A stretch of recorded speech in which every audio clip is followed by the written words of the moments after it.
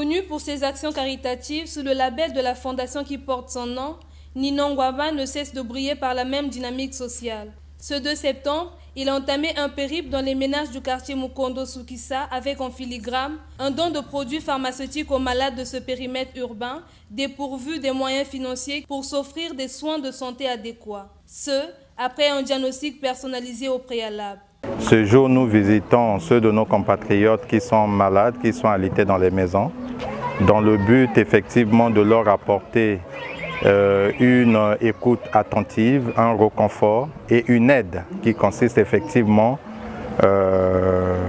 à leur apporter des produits pharmaceutiques. Mais à côté de cela, je tenais à faire une précision que nous allons aussi prier pour ces malades-là parce qu'en réalité, ce que nous apportons est insignifiant dans le sens qu'en fait, le plus important, c'est de pouvoir mettre Dieu en avant.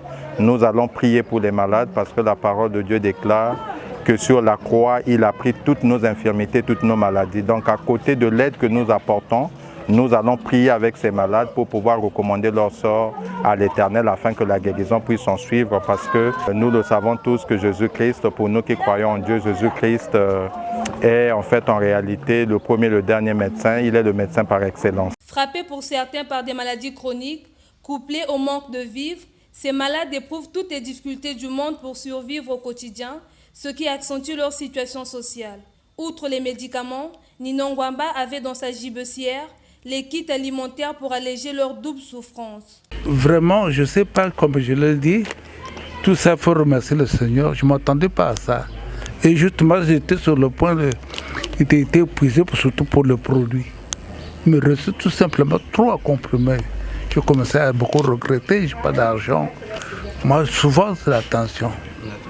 La tension, et puis en ce moment, les maux de pied, je ne peux pas beaucoup marcher. Il y a longtemps même, j'étais au goudron. Merci mingi. Malamu asala boy biso peto mona malamu pa ta papa. Tika tata. Na mikongo na ma tension na estomac. Surtout estomac moite. Cette action philanthropique est la suite logique de l'initiative Sungandeko, lancée par Ninon Gwamba et sa fondation pour venir en aide aux personnes à faible revenu ou vivant dans la précarité. Les médicaments ne suffisent pas. Pour le donateur, une dose de prière fera l'affaire. Il y a 2 semaines, nous avons lancé la première édition de l'initiative Sungandeko.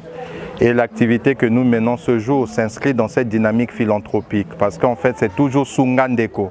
Mais nous avons voulu altérer aujourd'hui. Il y a 3 semaines, comme je l'ai dit tout à l'heure, nous avons accompagné nos compatriotes qui exercent des petits commerces. Nous leur avons effectivement apporté un appui financier.